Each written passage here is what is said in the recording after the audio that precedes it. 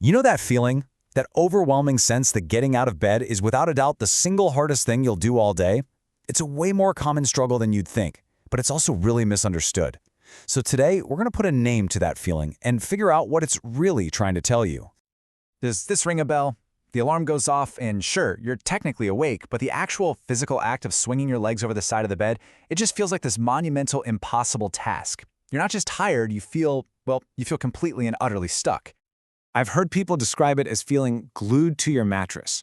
And honestly, that phrase just captures the intensity of it perfectly. And let's be clear, this isn't about wanting to hit the snooze button a few more times.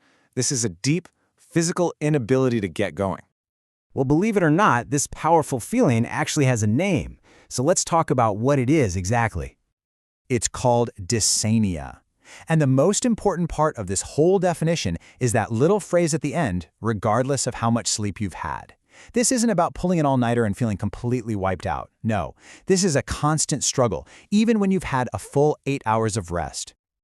So what's the difference between this and just being sleepy? Well, most of us know what sleep inertia feels like, right? It's that normal morning grogginess that usually goes away after about half an hour. You grab some coffee, maybe hop in the shower, and you start to feel human again. But dysania, that's a whole different beast. It's this persistent, overwhelming state that just doesn't fade away. Now, here's a really crucial point. Dysania isn't an official medical diagnosis on its own. You're not going to find it listed as a disease in some medical textbook. It's much better to think of it as a symptom, like a big, flashing check engine light, telling you that something else is going on under the hood. Okay, so if it's a symptom, what is it a symptom of? This is where we really have to start listening to what our bodies and our minds might be trying to tell us. Turns out, dysania is often linked to a whole range of things. It can be a really powerful sign of mental health challenges, like depression or anxiety. And those don't just affect your mood. They can physically drain your energy, making that simple act of getting started feel impossible.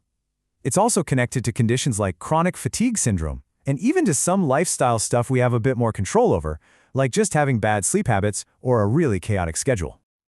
So understanding the what and the why is a huge first step. But the real question is, what can I actually do about it? How can we start making our mornings feel just a little less impossible? Let's get into some real, actionable steps. Okay, first up, a consistent schedule is your absolute best friend.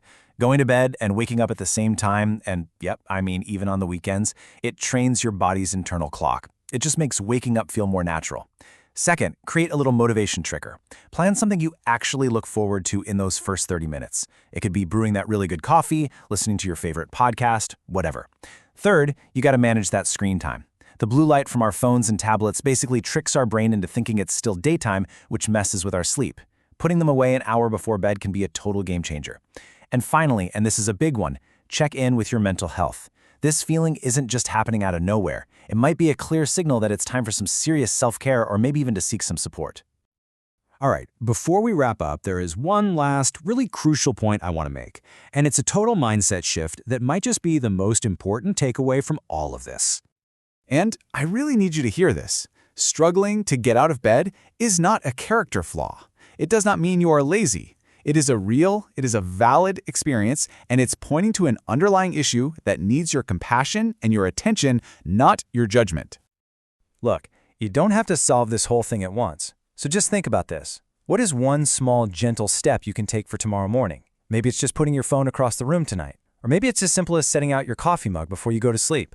What's that one little thing that can make tomorrow feel just a tiny bit easier?